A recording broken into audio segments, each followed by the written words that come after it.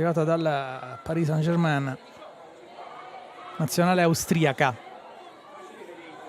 Tortelli, aggredita dalla pressione di Sabatino che le mangia il pallone e in area poi tocca per Beccari. Ha peccato di altruismo qui Daniela Sabatino che aveva la porta di fronte, ma attenzione, interviene l'arbitro.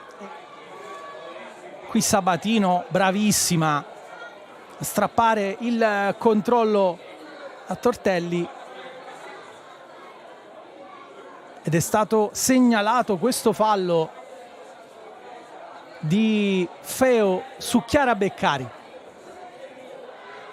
Le neroverdi con Daniela Sabatino che ha grandi meriti nella costruzione di questa occasione. Sabatino contro Schroffenegger, precisa e freddissima Daniela Sabatino, gol dell'ex, ma è banale per lei l'incrocio con la Fiorentina. Quinto minuto, su tanti gol nella Serie A femminile italiana.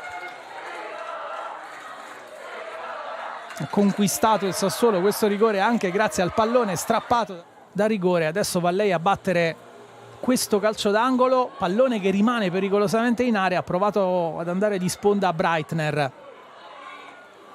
Occhio alla conclusione, con il pareggio della Fiorentina era partito un flipper e alla fine le viola trovano il gol del pari del Sassuolo. Rivediamo.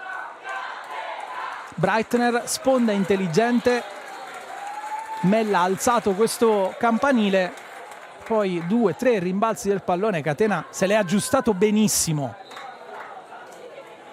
quindi non solo istinto ma anche classe, perché ha avuto la freddezza di accomodare Feo giù col petto e poi a cercare Vero Boquete. Gran palla di Boquete per Kayan che trova un varco per entrare in area. Kayan va fino in fondo, grandissima risposta di Duran, paratona della francese. Georgieva, Feo, va da Miriam Longo, sterzata verso l'interno e pallone per Cinotti. Norma Cinotti porta avanti la Fiorentina quando mancano 6 minuti al 90°. Può essere il gol decisivo.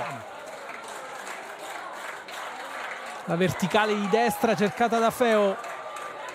Longo sposta il pallone a Plejdrup e poi quasi un rigore in movimento per Cinotti, precisissima.